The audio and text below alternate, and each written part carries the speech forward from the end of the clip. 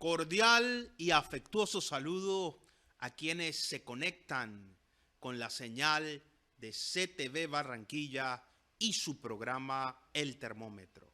Como siempre, es un verdadero placer estar con ustedes para analizar los grandes temas de la actualidad informativa local, regional, nacional e internacional.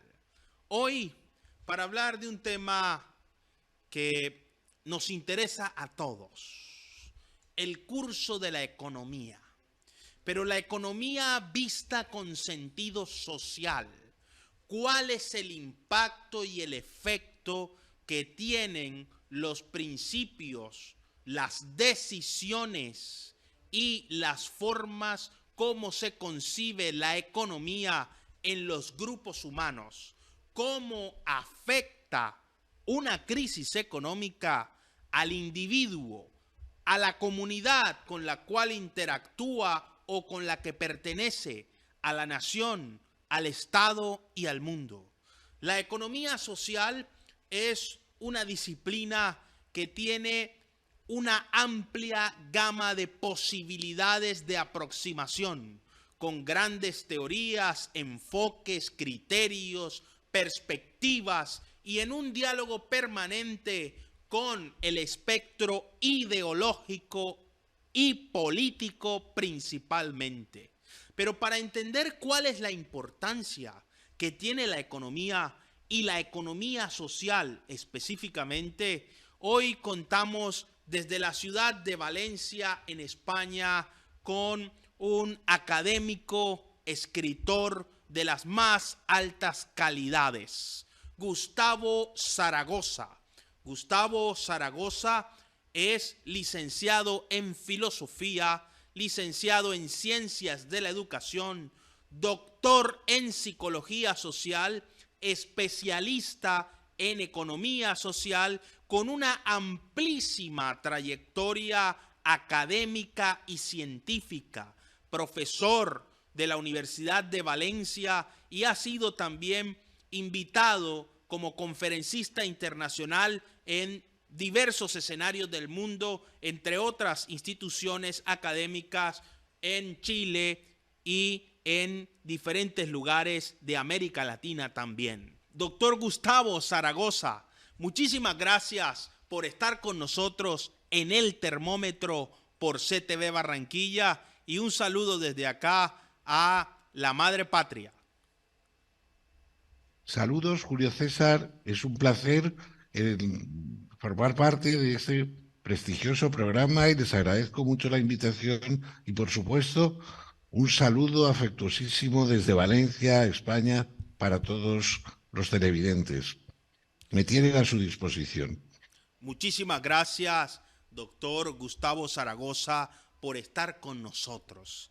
El doctor Gustavo Zaragoza, aparte de esa intensa agenda académica que acabamos de ilustrar, es escritor también y ha publicado obras literarias de destacado impacto no solo en la península ibérica, sino a nivel global. Y más adelante estaremos hablando también un poco de literatura. Pero, doctor Gustavo Zaragoza, para nuestros televidentes, ¿qué es la economía social y cuál es su importancia? Bueno, la economía social es una forma diferente de entender el funcionamiento del mercado. Podemos decir que es una tercera vía que supera los modelos del capitalismo tradicional, que ya sabemos todos que deja cicatrices, cronifica desigualdades e injusticias enormes, y que tampoco ha dado resultado a otros modelos como los vinculados al socialismo real, que ignoraban el mercado como una manera equivocada de percibir la realidad. De alguna manera a mí me recordaba aquello que hacen los niños, que se tapan los ojos con los dedos sin dejar de, por eso dejar de ver una realidad.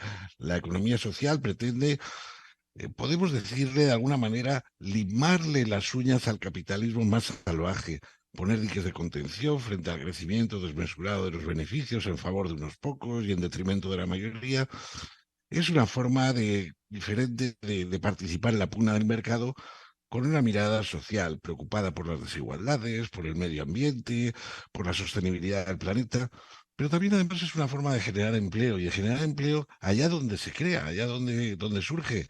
Es una economía que, a diferencia de otras, evita el dumping o lo que es esas formas de deslocalización que hoy día se llevan tanto, y por tanto es una forma mucho más humana de entender ese intercambio que supone la transacción en el mercado. Esta perspectiva, la economía social pretende humanizar la toma de decisiones específicamente a nivel macroeconómico, entendiendo la macroeconomía como esa disciplina económica que se ocupa de estudiar las grandes decisiones que tienen impacto y efecto en las transacciones en diversas sociedades, estados y comunidades. Doctor Gustavo Zaragoza, ¿podríamos hablar de valores y de principios en el contexto socioeconómico? ¿Cuáles serían esos valores y esos principios? ¿O la economía social, siguiendo el patrón económico, se ocupa solamente de administrar riqueza y distribuir recursos escasos? Bueno, la economía social, a diferencia del capitalismo tradicional que se enfoca a través de centrarse en los beneficios, la economía social se va hacia esos valores que usted apuntaba, profesor, como son la dignidad humana, la solidaridad, la justicia social. La economía social es una forma de redistribuir las ventajas que el mercado sin duda tiene, evitar que acumulen unos cuantos poderosos.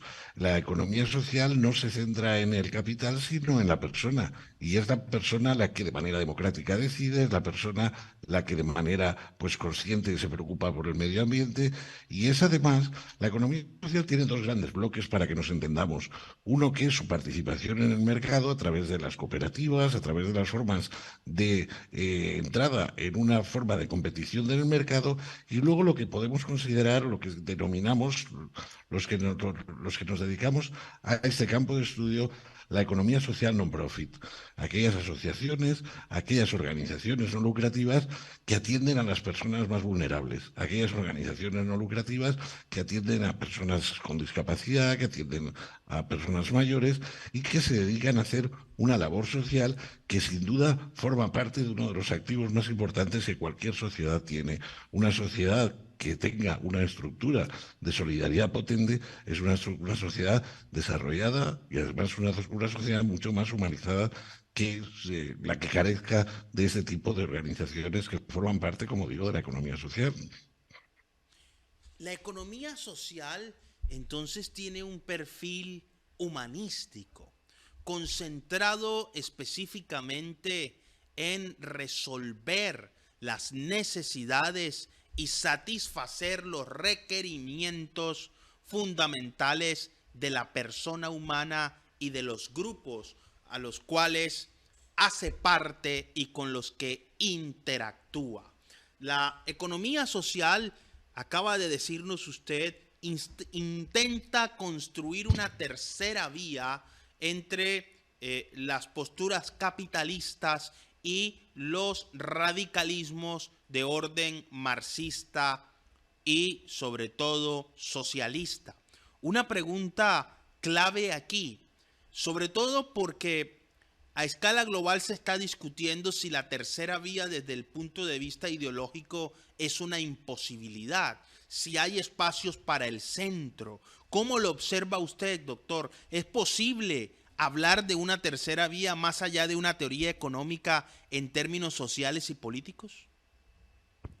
Yo aquí, más que limitarme a dar una opinión, creo que lo mejor es dar una mirada a las cifras que nos envuelven, dar una mirada a los ejemplos de cómo empresas de economía social potentes están participando y compitiendo con empresas capitalistas tradicionales con unos resultados francamente muy alentadores. Un ejemplo español, un ejemplo de mi comunidad, de la Comunidad Valenciana, tenemos entre la segunda empresa más potente con 17.000 empleados, es una cooperativa, sin ir más lejos, una cooperativa que se dedica al sector alimentario.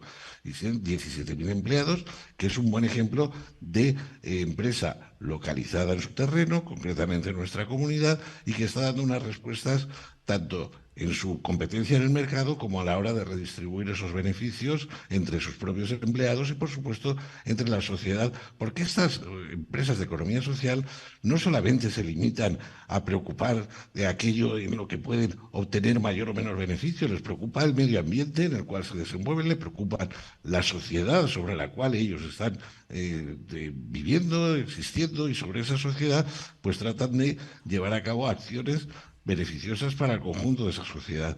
Así que mejor que una opinión, yo creo que es ir ya a los resultados, resultados que nos ponen sobre bueno, pues esa forma de éxito que ya están teniendo determinadas empresas de economía social, y por tanto vale la pena seguir apostando por esa fórmula. Y esas formas de economía social no solamente pueden competir en su desarrollo, avance e impacto sobre las personas con las empresas capitalistas. Dicho en otros términos, doctor, ¿cuáles son esas formas de economía social? ¿Cómo podríamos conocerlas, comprenderlas más a profundidad? Cada país tiene su forma de desarrollo de estos sistemas de economía social. Tanto en toda Hispanoamérica como en mi patria, en mi país, España, la economía social descansa, la economía social de la parte mercado descansa en un gran apartado que son las cooperativas. Cooperativas se pueden organizar a partir de 3 personas, y la forma de la toma de decisiones es una forma de toma de decisiones democrática. El reparto de beneficios no está en función del capital que cada uno haya puesto, sino en la condición de persona, y son absolutamente independientes con respecto a otras organizaciones, tanto públicas como privadas. Esa fórmula de las cooperativas son las que mayor desarrollo están teniendo. Pero hay otros países y hay otras fórmulas que son sociedades anónimas laborales, economía del bien común, que también se desarrollan al final en principios muy similares a estos que estoy en estos momentos apuntándoles: la primacía de la persona, el reparto equitativo y decisiones democráticas a cargo de los integrantes de la empresa. Importante cómo se desarrollan esas actividades entre las empresas y las personas. En uno de sus trabajos académicos, usted denomina la política social como la gran revolución del siglo XX. ¿Por qué es la política social esa revolución propia en el siglo pasado? A ver, vamos a ver si no se me entiende mal. Hay yo tengo algunos compañeros y muchos ciudadanos que le tienen una manía especial, o le tienen incluso algunos un odio feroz al pasado siglo, al siglo XX. Y yo tengo que confesar que soy un gran defensor del siglo pasado, sobre todo a partir de su segunda mitad. La segunda mitad del siglo XX es la época en la que las dos grandes revoluciones más importantes que se han producido en la historia de la civilización lo han hecho además a una velocidad especialmente, bueno, pues llamativa. Y me estoy refiriendo a la revolución de género de las mujeres, el empoderamiento de la mujer en la sociedad en general, y la segunda, algo tan importante como es la de democratizar el derecho a una vida longeva, es decir, el envejecimiento. Empezábamos el siglo pasado en los países desarrollados, en los países OCDE, con una media de vida que estaba aproximadamente sobre los 40 años, y en estos momentos, pues en la mayoría de estos países estamos ya superando los 80. Por tanto, el crecimiento ha sido espectacular, pero no solamente ha sido en esos datos. Podemos hablar de mortalidad infantil, podemos hablar de problemas de pobreza, podemos hablar de precariedad, y todo eso, efectivamente, como usted apuntaba, no es un regalo de los dioses, no es una fortuna que se haya ganado en el casino, sino que es una apuesta política por el desarrollo de unas políticas públicas de protección social. Eso que denominamos de manera genérica política social, y que descansa en 4 grandes pilares. unos dispositivos sanitarios, unos dispositivos educativos, unos buenos planes de pensiones y lo que conocemos como servicios asistenciales o servicios sociales. Esa es la estructura en la cual se han desarrollado estas políticas sociales, que volvemos a la respuesta que le daba a la pregunta anterior. Los datos ahí los tenemos, y el siglo XX en su segunda mitad ha sido pues esa auténtica revolución con el conjunto de la sociedad y especialmente con algunas zonas más desfavorecidas. El siglo XX, como bien lo ilustra, provocó un cambio en la conciencia colectiva y en la memoria.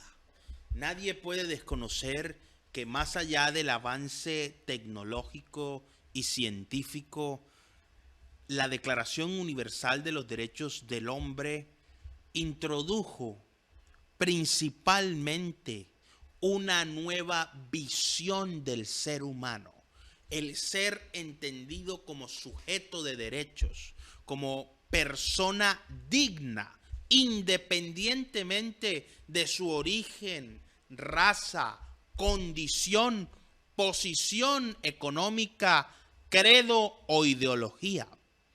Estas declaraciones en la mayoría de las democracias modernas se han traducido en hechos contundentes, en hechos reales, la participación de la mujer, la igualdad y la inclusión de los ciudadanos ha dejado evidencia de la importancia que tiene la política social.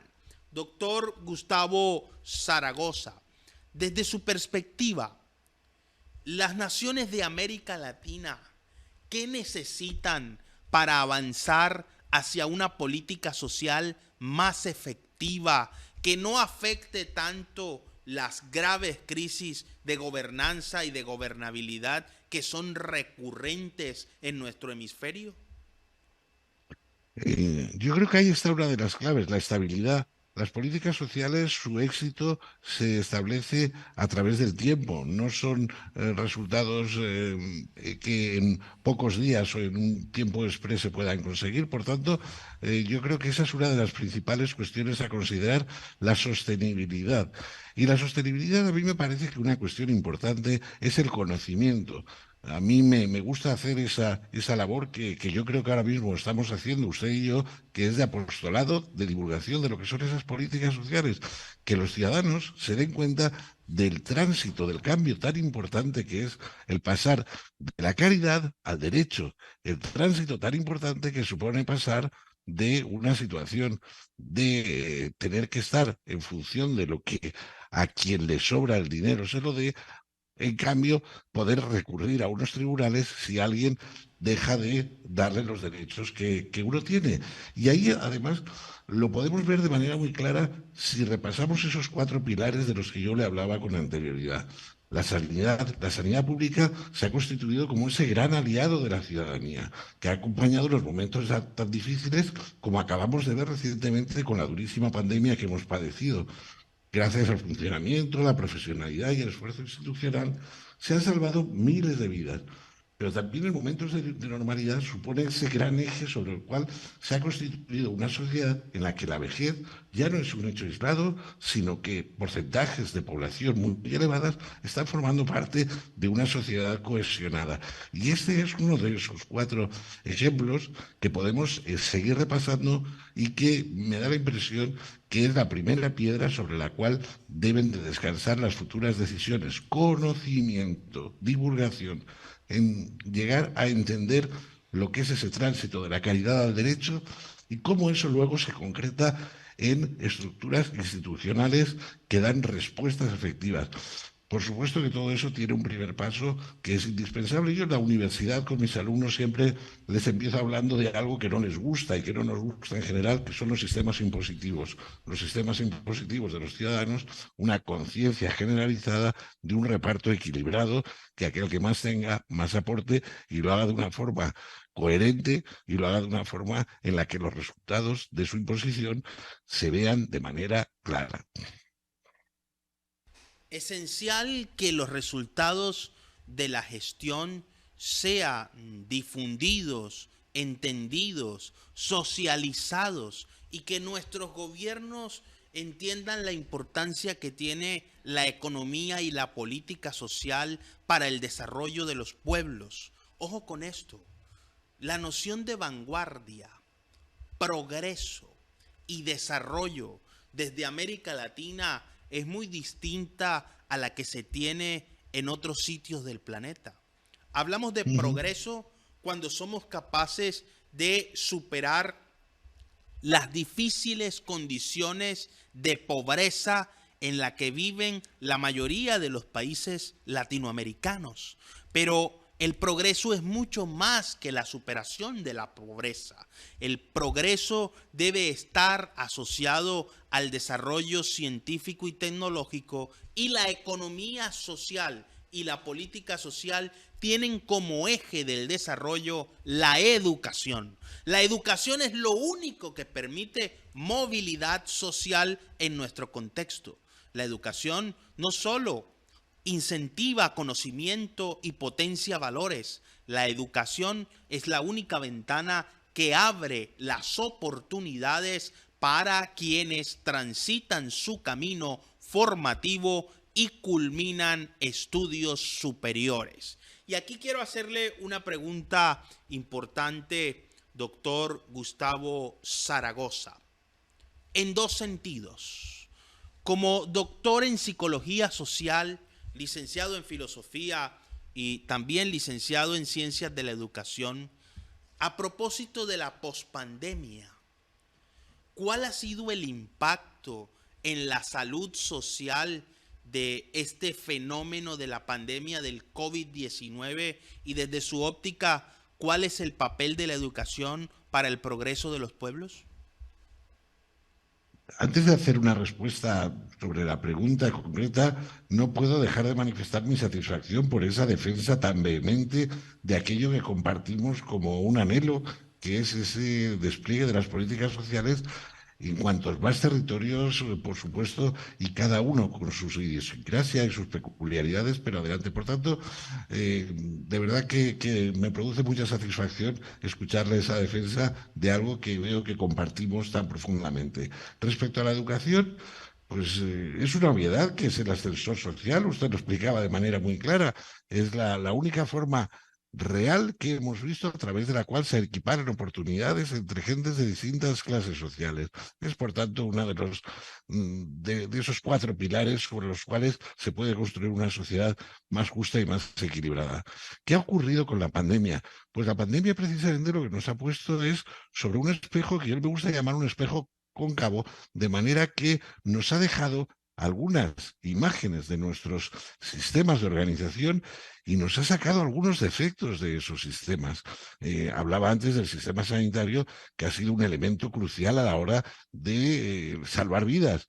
Pero también ha sido un sistema en el cual se ha sufrido mucho pues, por la falta de recursos, de una aplicación tecnológica adecuada, por una serie de circunstancias, pero que el balance indudablemente ha sido muy a favor de un sistema sanitario eficaz que ha salvado muchas vidas.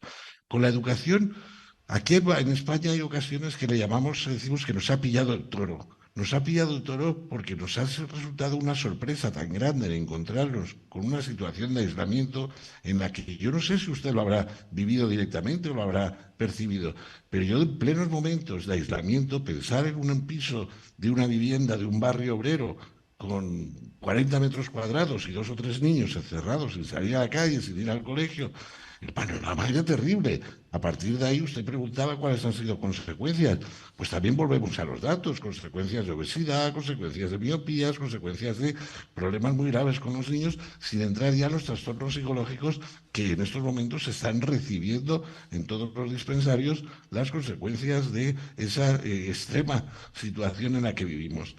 ¿Cuáles son los aspectos positivos? Pues que nos han permitido evolucionar hacia algo que es imparable, que es la tecnología.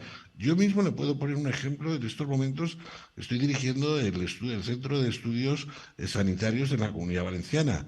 77.000 alumnos tengo, 77.000 alumnos, médicos, enfermeros, que se dedican a cuidar la atención de los valencianos. Pues imagínese usted, en plena pandemia no había manera de poder juntar a 3 profesionales en un aula para darles una clase. ¿Qué hemos tenido que hacer? Pues la revolución digital, hacer un sistema online de formación a través del cual nuestros 77.000 alumnos pudieran tener esa formación que es indispensable siempre y más en aspectos tan cualificados como son el cuidado de los problemas sanitarios. Y eso mismo estamos viendo que todas las universidades online, las universidades en las que se están planteando con una calidad muy importante, una formación adecuada, en la que se están combinando los aspectos presenciales exclusivos, pero también una formación online de una calidad que permite que el alumno, tanto en universidades como en centros, como en niveles formativos inferiores, se puedan ir desarrollando. Por tanto, esas luces y esas sombras que nos han servido o que nos han venido como palanca de cambio para avanzar hacia puestos que seguramente si no llega a producirse esa terrible desgracia que vivimos hubiéramos tardado algo más en alcanzar. Cada argumento que emite el doctor Gustavo Zaragoza es una invitación a profundizar. Y desde el punto de vista de la psicología social, en estos días, en una reciente columna para el diario El Heraldo, me atreví a tocar un tema bastante complejo y es esencialmente aquel tema que nos afecta en la salud mental. ¿Cuáles son los estragos de una sociedad vertiginosa, escandalosa, acostumbrada al señalamiento del otro, a la discriminación, al rechazo y a la exclusión? Estamos viviendo días difíciles para la salud mental y para la salud social en su perspectiva, doctor Gustavo Zaragoza. Estamos efectivamente en una sociedad individualista extrema, en una sociedad en la que hoy día es habitual ver a 4 niños, 4 jóvenes o 4 adultos absolutamente aislados con su teléfono móvil y sin relación. Ese individualismo salvaje con una sociedad de una competencia extrema en la que la búsqueda del liderazgo y la búsqueda del mejor de todos es otro de los terribles dilemas a los que nos enfrentamos.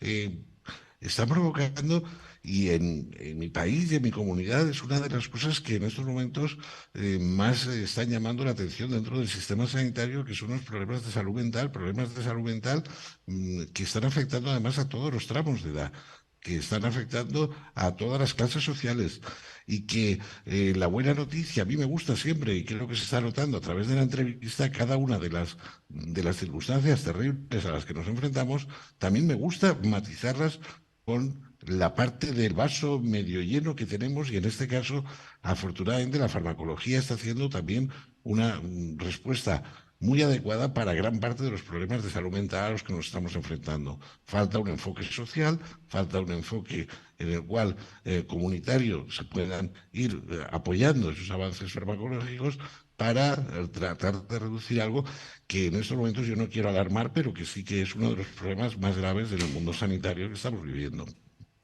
Sin duda, el efecto que tiene la afectación en la salud mental ha propiciado un sinnúmero de divorcios. El aislamiento durante la pandemia fragmentó miles de familias a escala global.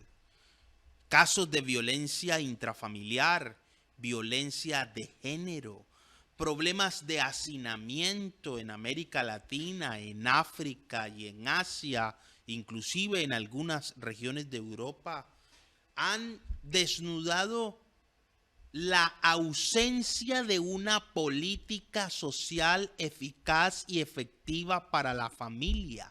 No se trata del rescate exclusivo de valores tradicionales y de principios apegados a dogmas, a confesiones religiosas o a credos. Se trata de la necesidad de definir y apuntarle a una política social que considere a la familia como la fábrica natural no solo de personas, de ciudadanos. Los estados exigen a la ciudadanía el cumplimiento de deberes, de obligaciones y específicamente deberes y obligaciones de orden tributario principalmente. Pero ¿dónde están las políticas sociales enfocadas a fortalecer la familia y, como consecuencia de ello, a producir, generar, formar mejores ciudadanos?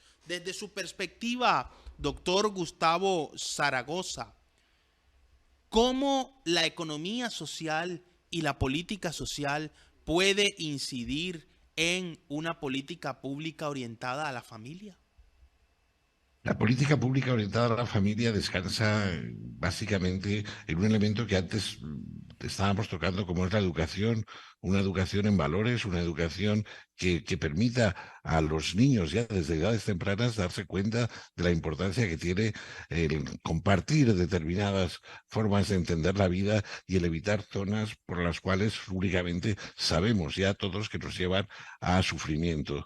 Las familias, los distintos tipos de familias, también requieren de apoyos por parte de las instituciones, tanto para resolver problemas que son gravísimos en todo el mundo y desde luego en mi patria, en mi país, es uno de los problemas graves como son los gastos de vivienda, como son los gastos vinculados con el desarrollo de los hábitos de consumo de cualquier familia de tipo medio, y ahí es para lo que sirve la política social, ahí es para lo que sirve para compensar, para equilibrar esas situaciones de desequilibrio, y con eso se van a evitar situaciones de las que usted hacía pues una referencia muy exacta, que son las fricciones producto de la falta de condiciones de vivienda, condiciones de falta de posibilidades de hacer una escolaridad exacta, en fin, que la política social ahí es una de las zonas en las que es más necesaria y de las que posiblemente pues el resultado también sea más mejorable.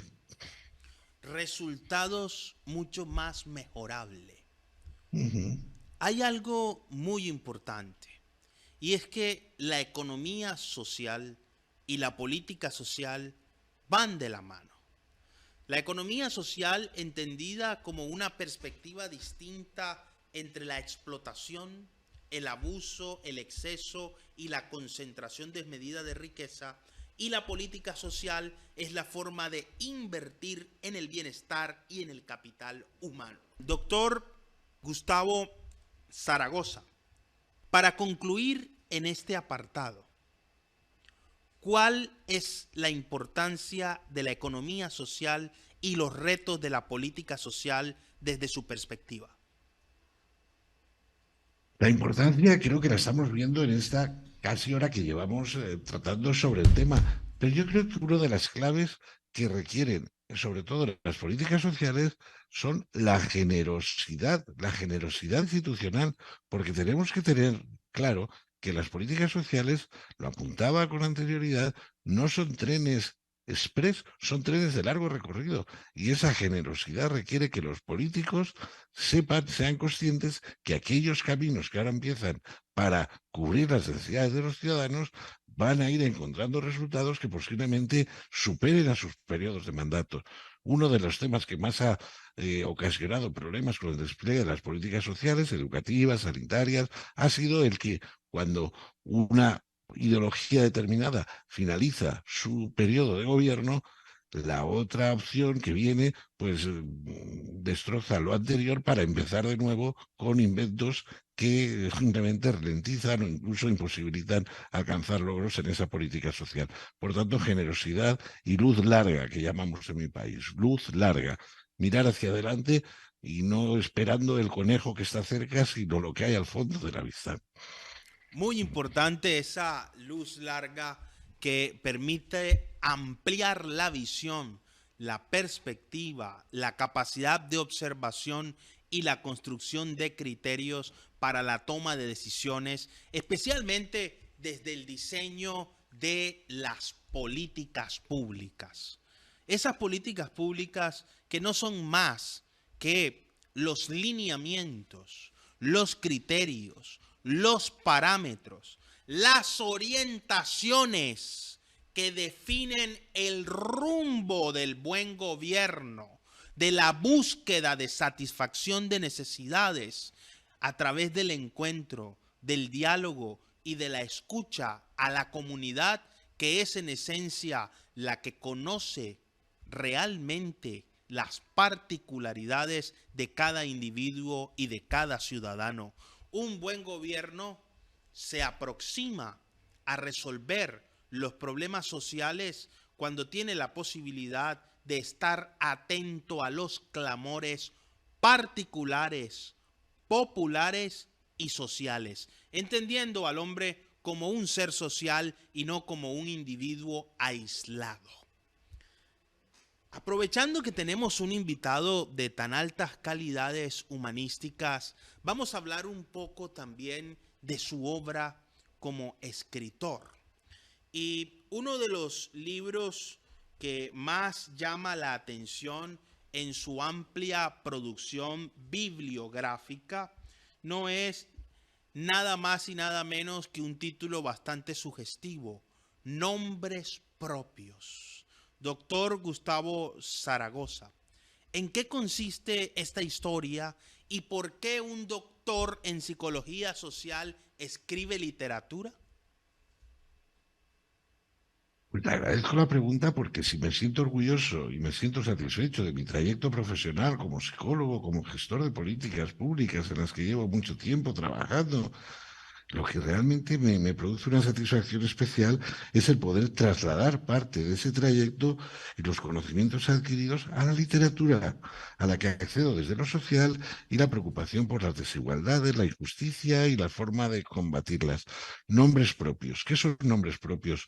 Nombres propios forman parte de una trilogía en la cual se ha tratado desde la narrativa, desde la literatura, es una novela, de contar cómo era la situación de los españoles durante el franquismo.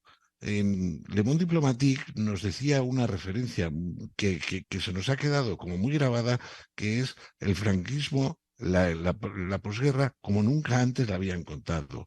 Nombres propios es una novela que se desarrolla en los años 40. Los años 40 es la edad de plomo después de la guerra civil, lo que se conoce aquí como posguerra, y que siempre, por lo menos a mí me ha gustado quitarle el pos, porque continuaba siendo una guerra, habían muertos, habían detenciones, habían una situación, los años de plomo, los años más duros.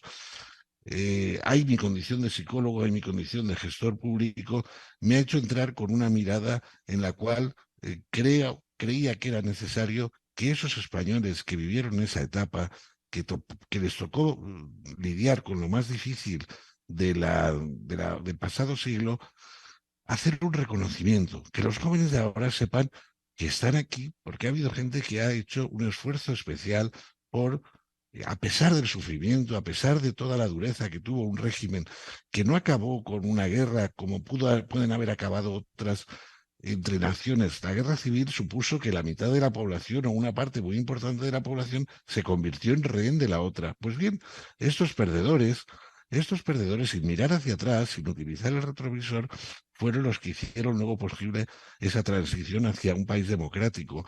Y a mí me parece, y modestamente, que con nombres propios estamos tratando de hacer esa crónica, pero no solamente de lo que pasaba por las calles, sino esa crónica de interiores, esos anhelos, cómo se vivían.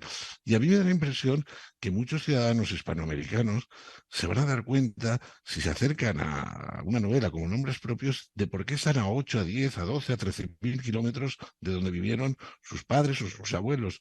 Se van a dar cuenta de ese exilio interior, en qué condiciones se produjo y por qué muchos españoles, muchos miles, tuvieron que salir, y muchos de ellos efectivamente hacia Hispanoamérica, donde es cierto y hay que reconocer que se les acogió con los brazos abiertos.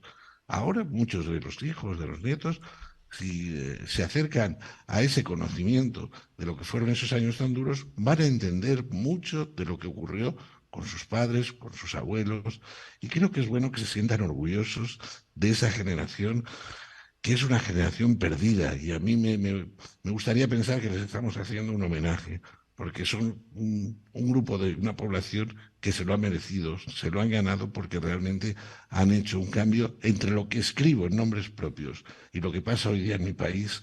No hay nada que se le parezca, afortunadamente. Y eso ha sido fruto de ese grupo de ciudadanos que sufrieron, pero fueron capaces de, con ese sufrimiento, cambiar un país. Fueron capaces desde ese sufrimiento en cambiar la historia de un país, de un estado, de una nación como en España. Pero en esta obra llama la atención que usted en un capítulo menciona personajes también de la historia latinoamericana. Particularmente me sorprendió mucho Eva Perón.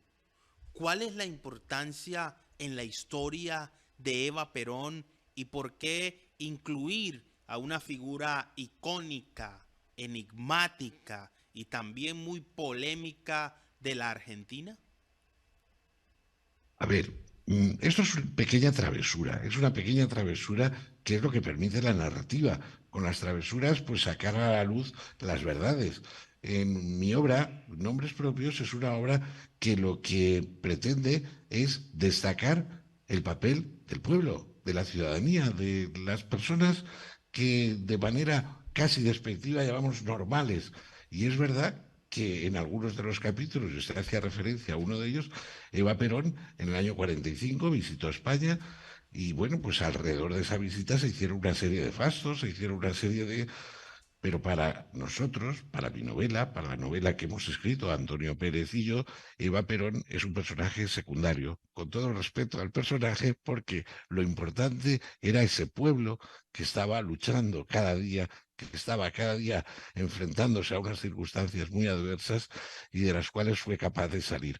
Y hemos salpicado, hemos puesto como algo de sal y de pimienta con personajes históricos, entre ellos, pues efectivamente, Eva Perón, para poner esa, bueno, pues esa evidencia de que en este caso los importantes son el pueblo, en este caso los importantes son los ciudadanos. La importancia es la gente, el Eso pueblo, los es ciudadanos. Interesantísimo porque Eva Perón es una mujer y en la obra también se habla de temas morales sobre el papel de la mujer en la República. ¿Cómo aborda este tema del impacto de la mujer que estaba a escala global en un proceso de emancipación, de búsqueda y reclamo del reconocimiento de sus derechos? si el pueblo español lo sufrió, hubo pues grupos de población que sufrieron especialmente. Y las mujeres, fíjese usted que veníamos de una república de corta duración en la cual las mujeres consiguieron entrar en la universidad, consiguieron avanzar en formación, participaban en misiones formativas y todo eso que habían conseguido avanzar, de repente, de un día para otro, tienen una doble pérdida. Han perdido su condición de ciudadana y su condición de mujer. Para hacer cualquier cosa de carácter público o incluso privado necesitaban el permiso del padre o del marido, porque ya no eran ciudadanos de primera, eran ciudadanos de bajo tutela, eran ciudadanas que habían sido puestas a las órdenes o bajo la tutela de un varón. El caso de nuestra novela, Margarita, es una protagonista que ha formado parte de todo ese proceso de formación universitaria y de repente se encuentra sin oficio, sin posibilidades de desarrollarse y tiene que buscarse la vida de forma sorprendente. Aquellos que tengan la curiosidad de hojear nuestro libro se van a encontrar con una mujer intelectual de primer nivel que, por las circunstancias originadas a través del régimen franquista, tiene que ponerse a ganarse la vida haciendo algo tan curioso como escribir novelas del oeste. Escribir novelas del oeste, por supuesto, con un seudónimo y masculino, por supuesto, porque si no nadie se las hubiera podido ni comprar ni leer. Me encanta ver esa sonrisa porque efectivamente forma parte de lo que todo el tiempo estoy tratando de transmitir. Es una novela dura, pero es una novela de supervivientes, es una novela de gente que fue capaz de, bueno, pues con fórmulas tan imaginativas como esta, salir adelante, porque todo lo que decimos en la novela, insisto, es novela, es ficción, pero todo lo que decimos ocurrió realmente. Esta es una historia que ocurrió realmente, pero que nosotros hemos trasladado a la narrativa para que tuviera una forma más entendible.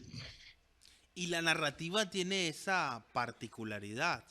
Muchas veces la realidad supera la ficción. Los acontecimientos parecen sobrepasar la creatividad y la imaginación.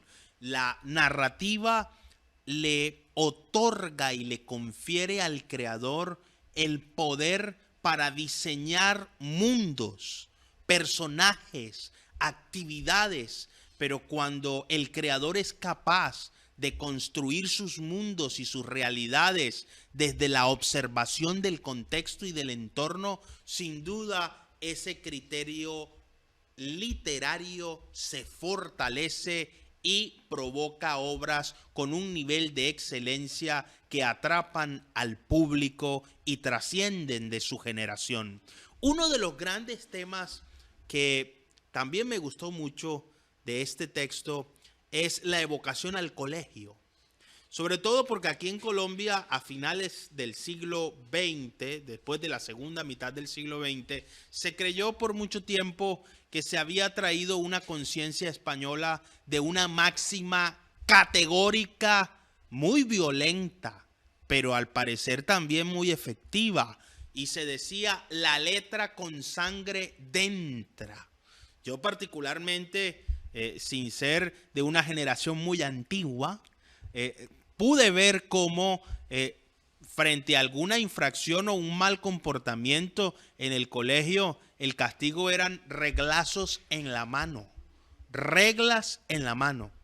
Y esas formas hoy entendidas de maltrato o de tortura, ¿qué impacto han tenido en nuestra sociedad y cómo las aborda en este texto doctor Gustavo Zaragoza? La infancia, otra gran víctima.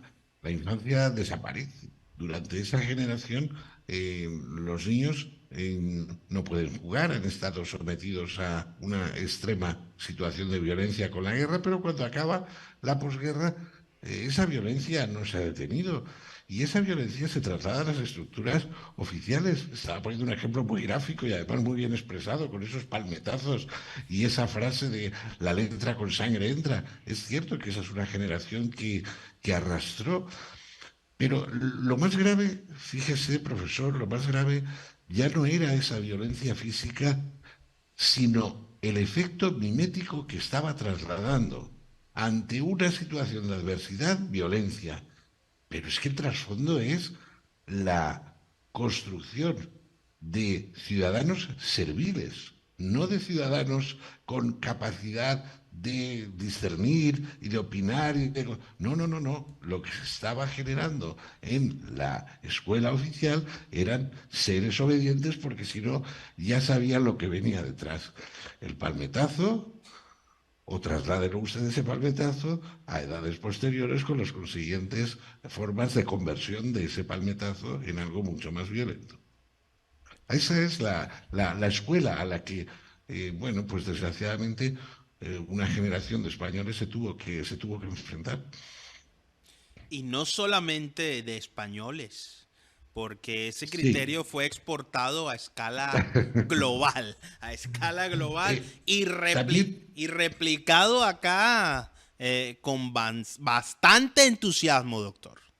También me gusta dejar claras las circunstancias y yo insisto en el papel optimista de mi libro. La infancia, a pesar de todo, sigue siendo un juego de niños. La infancia, a pesar de todo, la van a encontrar en una novela en la que la picaresca, en la que la habilidad, en la forma de enfrentarse a esa vida que sale al encuentro, nos hace sonreír y nos hace enfrentarnos a situaciones cotidianas en las que Todos estos ejemplos tan negativos que estamos comentando forman parte de un ambiente que envuelve, pero a personas que al fin y al cabo se buscan la vida como pueden. Se buscan la vida como pueden.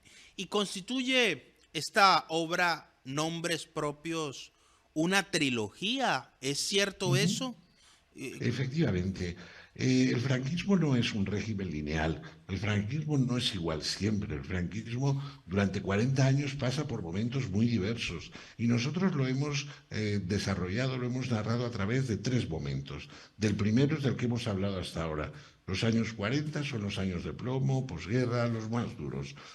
La segunda obra que ya está en el mercado se titula Reina por un día y recoge los años que nosotros llamamos del espejismo del desarrollismo. Son los años en los cuales llega el amigo americano, el amigo norteamericano, que nos vende todo, que nos incorpora a las organizaciones internacionales y que nos convierte en aliados contra el enemigo común que tenían tanto el franquismo como el capitalismo americano, que era el marxismo y la pérfida Unión Soviética.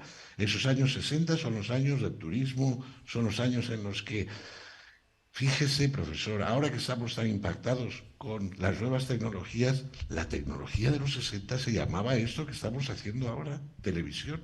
De repente entra en todas las casas cómo se vivía en Miami, cómo se vivía en Londres, cómo se vivía en París, para una sociedad que era una autarquía de la cual nadie podía salir del país o prácticamente era muy complejo. Y empiezan a encontrarse, empiezan a aparecer deseos de cambio. Todavía no se sabía muy bien hacia dónde, pero los empiezan, incluso el propio régimen empieza a tener que hacer giros para controlar, contener y satisfacer a los grupos poblacionales que empezaban a sentirse con esos anhelos de cambio. A la vez en la novela vemos cómo fuera de España, sobre todo en los países más cercanos como Francia, vivían en el exilio aquellos ciudadanos que pretendían, que esperaban, que deseaban que se produjera un cambio. Y todo eso lo vivimos a través de la historia de un joven peluquero, en el cual su trayecto vital va coincidiendo con esta etapa de esos años 60, que además esa década también fue una década prodigiosa, pasó de todo. En esa década de los años 60 pasó de todo en el mundo y en España también pasó. La tercera parte, la de la trilogía, se llama La muerte ronda Cedaceros y es una novela policíaca al uso. La muerte ronda Cedaceros lo que narra es la muerte, el fin del franquismo. El franquismo muere en las Cortes con la ley de reforma política, y es precisamente en la calle de Cedaceros donde se encuentran las Cortes españolas, y de ahí que el título tenga una connotación muy clara identificando ese final del franquismo a través de esa ley de reforma, y que nosotros lo hacemos compatible con una novela de misterio. Hay unos asesinatos, hay unas tramas policíacas, y ese es el acompañante junto, como decía en Reina por un día y en Nombres Propios, de una narrativa que a la vez es la crónica de un pueblo, que es la crónica de toda una generación que le tocó vivir unos años muy duros, unos años de un cierto despegue, y los años 80 que son los que por fin España consigue acabar con esa lacra que fueron 40 años de dictadura. Estamos con un intelectual muy importante de la comunidad valenciana y de la península ibérica en general, el doctor Gustavo Zaragoza. Y no puedo desaprovechar la oportunidad para hacerle una pregunta que nos está preocupando mucho a quienes estamos de alguna forma ligados a la academia y a la política social en específicamente Colombia. Recientemente, un resultado de las pruebas PISA prendió todas las alarmas al ubicar a Colombia como uno de los países que menos lee y con peor comprensión lectora a nivel mundial. Esto no solamente no deja de sorprender y de impactar, sino de preocupar y lamentar. Y aquí viene una pregunta para un experto en economía social, psicología social y política social. ¿Qué se podría hacer para estimular a la lectura? Se tiene un tabú de que nuestros jóvenes no leen y uno de los géneros que más genera utilidades es la literatura juvenil, lo cual desvirtúa ese planteamiento de que los jóvenes no leen. Pero, ¿qué se podría hacer específicamente para fomentar la lectura en una sociedad como esta, la colombiana, y específicamente en todo el mundo? Porque si por aquí llueve, por allá no escampa. También en España se está dejando mucho de leer, doctor Gustavo. ¿Cuál es su A ver, perspectiva frente a esto? no me quiero poner así muy determinista ni muy pesimista. A mí mis amigos me conocen como optimista patológico, eso sí, en tratamiento, pero optimista patológico de fondo. Pero es cierto que ya algunos expertos están calificando el fenómeno que usted también ha descrito como de una auténtica pandemia que afecta a la globalidad, en la cual la lectura del libro, la lectura de la prensa escrita es algo que está cayendo de manera espectacular. Es cierto que nos enfrentamos a un rival muy difícil de combatir. Nos enfrentamos a un rival en el que la inmediatez es uno de los signos de lo que los alemanes llaman el Zeiss, el signo de los tiempos. Eh, el tener la paciencia de esperar 200 páginas para saber el resultado de cómo acaba una historia que nos está interesando, ya no forma parte de la agenda de muchos jóvenes. Esa forma de entender la vida ya no forma parte de la agenda de muchos ya no tan jóvenes. La lectura pausada, la lectura como placer, la lectura como algo que precisamente, y creo que estamos entre colegas, nos ayuda a sacar fuera, nos ayuda a compartir nuestras vivencias a los que queremos y nos dedicamos a la escritura, es un elemento que tiene que competir con rivales que dan una respuesta que la lectura nunca la ha podido dar. Y la paradoja efectivamente se produce en que la literatura infantil, la lectura juvenil, es la que más se está vendiendo. Como también se produce otra circunstancia que también vuelve a ser signo de los tiempos, que sobre todo leen la literatura es un elemento que se ha convertido en casi iba a decir un monopolio femenino. Se lee mucho más por mujeres que por hombres y se está escribiendo también y muy bien, afortunadamente, más por mujeres que por hombres. ¿Cómo combatir eso? Volvemos a una educación, volvemos a una educación solvente, una educación de valores y volvemos a una educación en la que, bueno, pues todo este tipo de circunstancias se puedan combatir. Personalmente, a mí me gusta y yo creo que en estos signos de los tiempos de los que estoy haciendo referencia, en esos tiempos de inmediatez y de tiempo corto, yo soy un profundo defensor y así lo practico del microrrelato como género literario. El microrrelato que por allá por Hispanoamérica es tan popular y de tanta calidad, es una forma también de trabajar con la gente joven, esa forma de narrativa en la cual a mí me gusta explicar que es un contrato entre el que escribe y el que lee. El que escribe propone y el que lee acaba poniéndole un final.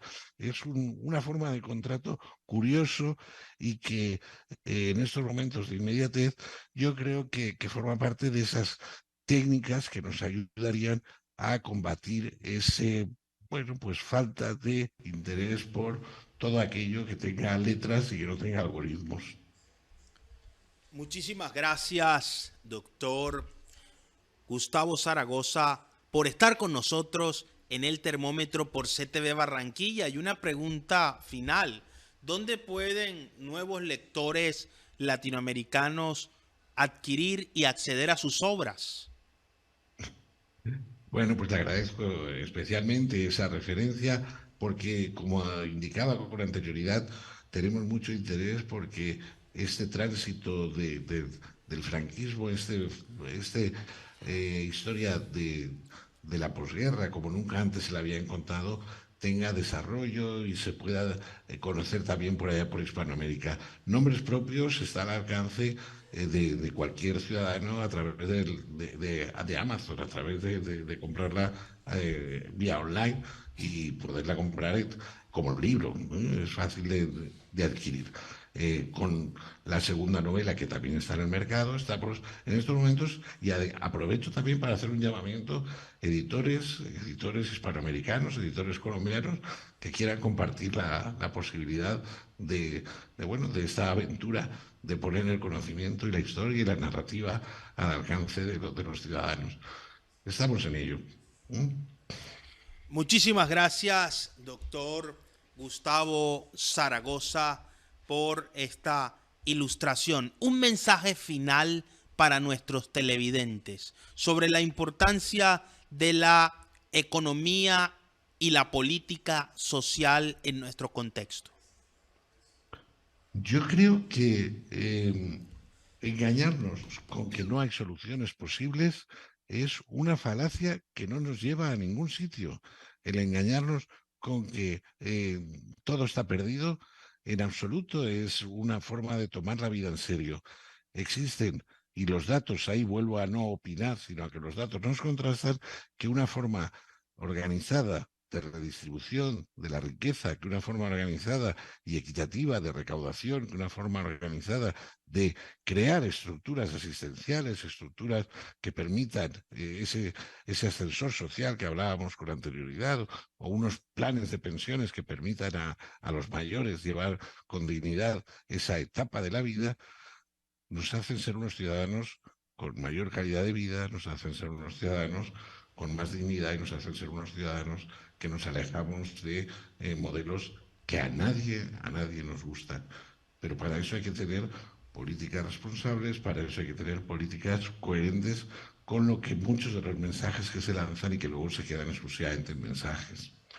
Yo les animaría a que profundicen en ese conocimiento de esas políticas sociales, a que apoyen la política y la economía social, y con eso ojalá consigamos que esta labor de apostolado que hacemos algunos pues tenga resultado y tenga eco.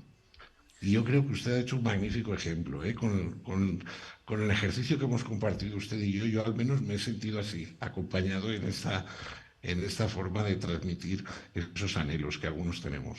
Y se lo agradezco.